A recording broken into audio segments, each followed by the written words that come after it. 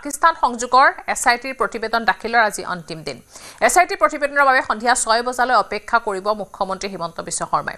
এছআইটিয়ে দাখিল কৰা প্ৰতিবেদন চোৱাৰ পিছতে সিদ্ধান্ত ল'ব মুখ্যমন্ত্ৰীয়ে।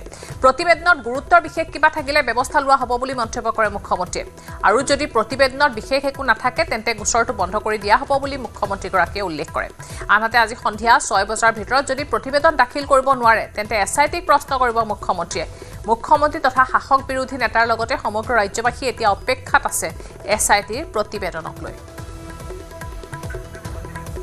14 বাৰ পাকিস্তানলৈ গৈছিল গৌৰৱ গগৈৰ পত্নী এলিজাবেথ। গৌৰৱ আৰু পত্নীৰ পাকিস্তান লিংকক লৈ এলিজাবেথক জেৰা কৰিছে এছআইটিয়ে।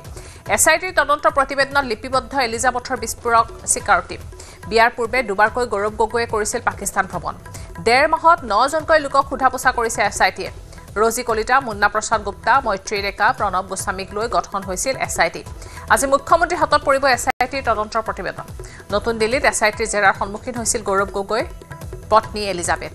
তদন্তৰ সময়ছোৱাত তদন্তকাৰী দলটোৱে 5 বাৰ গৈছে দিল্লী পাঞ্জাৱলৈ। পাকিস্তানী নাগৰিক আলী টকি শেখৰ বিৰুদ্ধেও তদন্ত কৰিছে দলটোৱে। আলী টকি শেখৰ কেইবা কোটি টকা বিনিয়োগ হৈছিল এলিজাবেথৰ কৰ্মৰত এনজিঅ'টোত। আজি সন্ধিয়া এছআইটিয়ে প্ৰতিবেদন জমা কৰিব মুখ্যমন্ত্ৰীক। তদন্তকাৰী দলটোৱে জেৰা চলোৱা নাই সাংসদ গৌৰৱ গগৈক। প্ৰতিবেদন দাখিল কৰাৰ পূৰ্বে এছআইটিৰ সূত্ৰৰ পৰা প্ৰকাশ কৰা হৈছে এই তথ্য। গৌৰৱ গগৈৰ পাকিস্তান লিংক সন্দৰ্ভত আজি নুমলীগড়ত মুখ্যমন্ত্ৰী হিমন্ত বিশ্ব শৰ্মাৰ মন্তব্য। এছআইটিয়ে প্ৰতিবেদন 6 বজাত দাখিল কৰাৰ পিছত লোৱা হ'ব ব্যৱস্থা। প্ৰতিবেদন তন্নকৈ পৰীক্ষা কৰাৰ পিছতহে গৌৰৱ গগৈৰ পাকিস্তান লিংকৰ সমগ্ৰ ঘটনা আহিব পোহৰলৈ। টিভিত আলোচনা চক্ৰ পাতি এই বিচাৰ কৰিব নোৱাৰি বুলি প্ৰতিক্ৰিয়া ব্যক্ত কৰে মুখ্যমন্ত্ৰীয়ে। সমগ্ৰ ঘটনাৰ সৈতে দেশৰ সাৰ্বভৌমত্বৰ কথাটো জড়িত হৈ আছে। বিষয়টোক লৈ চিনেমা নাটক কৰা হোৱা নাই, এনেদৰে প্ৰতিক্ৰিয়া প্ৰকাশ কৰে মুখ্যমন্ত্ৰীয়ে।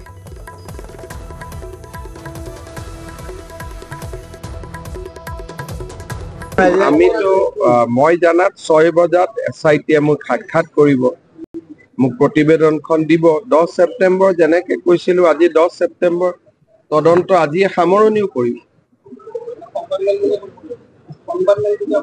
মই চিনেমা কৰিবৰ কাৰণেতো খোজা নাই, গতিকে ৰিপৰ্টটো পঢ়িব লাগিব। আপোনালোকে চিনেমা এখনৰ অপেক্ষা কৰি আছে, মই তেনেকুৱা চিনেমা কৰিব খোজা নাই।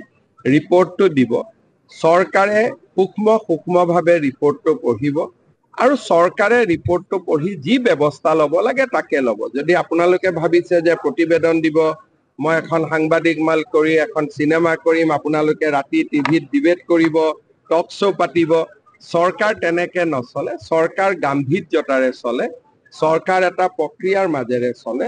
আৰু এইটো যিহেতু বহুত ডাঙৰ গোচৰ এটা, আমি গোচৰটোত যাতে কোনো পৰ্যায়তে তাক আমি এটা আকাংক্ষিত লক্ষ্যলৈ লৈ যাব পাৰো, সেইকাৰণে আমি তাক প্ৰক্ৰিয়াৰ মাজেৰে আমি আগবাঢ়ি যাম। ইয়াতে আমি ৰিপৰ্ট এটা দিলে, মই গুৱাহাটীত সাংবাদিকসকলক মাতি ললো, তাতে আপোনালোকৰ আগত প্ৰমাণখিনি দিলো, এটা টক শ্ব' হ'ল গধূলি। এই ধৰণৰ পৰিৱেশ এটাৰ কাৰণে আমি তদন্ত কৰা নাই। এইটো এটা খুব চিৰিয়াছ ইনকুৱাৰী, দেশৰ সাৰ্বভৌমত্বৰ লগত জড়িত এটা তদন্ত আৰু দেশৰ ৰাষ্ট্ৰীয় সুৰক্ষাৰ লগত জড়িত। গতিকে ৰিপৰ্টটো দিব 6 বজাত, মই পঢ়িম। তাৰ পিছত যি ব্যৱস্থা, ৰিপৰ্টটো পঢ়াৰ পিছতহে মই গম পাম যে এই ৰিপৰ্টটোৰ ওপৰত কি ব্যৱস্থা ল'ব লাগে। ইফালে গৌৰৱ গগৈৰ পাকিস্তান সংযোগৰ এছআইটিৰ প্ৰতিবেদন সন্দৰ্ভত প্ৰতিক্ৰিয়া প্ৰকাশ কৰিছে কংগ্ৰেছ নেত্ৰী মীৰা বৰঠাকুৰে। আমি উৎকণ্ঠাৰে বাট চোৱা নাছিলোঁ। আমি এটা বছৰটোৰ সৰ্ববৃহৎ কৌতুক হ'ব বুলি ভাবি পেলাইহে আমি একচুৱেলি বাট চাই আছিলোঁ যে হিমন্ত বিশ্ব শৰ্মাই এইটোত কেনেকৈ মুখ থেকেচা খাব।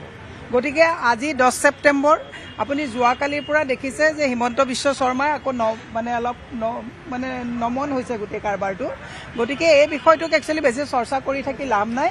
10 ছেপ্টেম্বৰৰ কথাটো যদি বিশেষকৈ আমি চৰ্চা কৰোঁ, তেতিয়াহ'লে গৃহ বিভাগক একচুৱেলি আমি অংগুষ্ঠ দেখুওৱা হ'ব, অংগুষ্ঠ দেখুওৱা হ'ব। গতিকে আমাৰ সেই প্ৰতিষ্ঠানবিলাকৰ প্ৰতি আমাৰ বিশ্বাস আৰু আস্থা আছে। গতিকে 10 ছেপ্টেম্বৰৰ বিষয়টো আজিৰ পৰা সমাপ্ত হোৱাটো আমি আশা কৰোঁ, যাতে ভাৰত চৰকাৰৰ গৃহ বিভাগক হিমন্ত বিশ্ব শৰ্মাই অংগুষ্ঠ দেখুৱাব পাৰে, ভেঙুচালি কৰিব পাৰে, তেওঁলোকে হতাশগ্ৰস্ত কৰিব পাৰে। কিন্তু আমাৰ সেই অনুষ্ঠানবিলাকৰ প্ৰতি বিশ্বাস আছে যে গৌৰৱ গগৈ যে অবৈধভাৱে পাকিস্তান যোৱা নাছিলে, ৰয়েও জানে, গৃহ বিভাগেও জানে। গতিকে এই বিষয়টোৰ প্ৰতি তেওঁলোকে কোনো ধৰণৰ প্ৰতিক্ৰিয়া দিয়া নাই আৰু প্ৰতিক্ৰিয়া দিয়াৰ কোনো অৱকাশো নাই। ইফালে গৌৰৱ গগৈৰ পাকিস্তান সংযোগ সন্দৰ্ভত মুখ্যমন্ত্ৰীৰ হাতত নাই কোনো তথ্য প্ৰমাণ। এই মন্তব্য কৰিছে কংগ্ৰেছ নেতা ৰিপুণ বৰাই। ৰাজনীতিক পানী ঘোলা কৰিবলৈ এই অভিযোগ অনা বুলি তাৎপৰ্যপূৰ্ণ মন্তব্য কৰে কংগ্ৰেছ নেতাজনে। প্ৰমাণ তেওঁ যদি হাতত আজি তেওঁ কিয় সাহস নকৰিল, আজি তেওঁ ৰিপৰ্ট দিবলৈ সাহস কিয় নকৰিল, প্ৰথম কথা সেই। গতিকে তেওঁ যিয়ে ৰিপৰ্ট নিদিয়ক, তেওঁ SITয়ে যিয়ে ৰিপৰ্ট নিদিয়ক, এই কোনো কাৰণত গৌৰৱ গগৈ পাকিস্তানী লিংক তেওঁলোকে প্ৰমাণ কৰিব নোৱাৰে আৰু নাইও, একো নাইও প্ৰমাণ কৰিব। মাত্ৰ কথা হৈছে কি পানী ঘোলা কৰিবৰ কাৰণে। তেওঁ দেখিলে যে যেতিয়া গৌৰৱ গগৈ সভাপতি হ'ল আৰু গৌৰৱ গগৈ উত্থানত তেওঁ শংকিত হৈছে আৰু ২৬ত গৌৰৱ গগৈৰ নেতৃত্বত কংগ্ৰেছৰ চৰকাৰ হ'ব বুলি তেওঁ ভাবিছে আৰু সেইকাৰণে তেওঁৰ যে ৰাজনৈতিক এটা বিধ্বস্ত তেওঁ অৱস্থা পাব, সেইটো উমান কৰিয়েই তেওঁ কেনেকৈ গৌৰৱ গগৈক ডেমেজ কৰিব পাৰি। গৌৰৱ গগৈক ডেমেজ কৰিলে কংগ্ৰেছ ডেমেজ হ'ব আৰু তেতিয়া তেওঁ ২৬ত পুনৰ হ'ব পাৰিব। গতিকে গৌৰৱ গগৈ কেনেকৈ ডেমেজ কৰিব পাৰি, গতিকে সেইকাৰণে তেওঁ এইটো এটা মনে সজা কৰি আনিছে। আমি চেলেঞ্জ কৰিছোঁ, তেওঁ চেলেঞ্জ ৰাখক, তেওঁ দেখুৱাওক।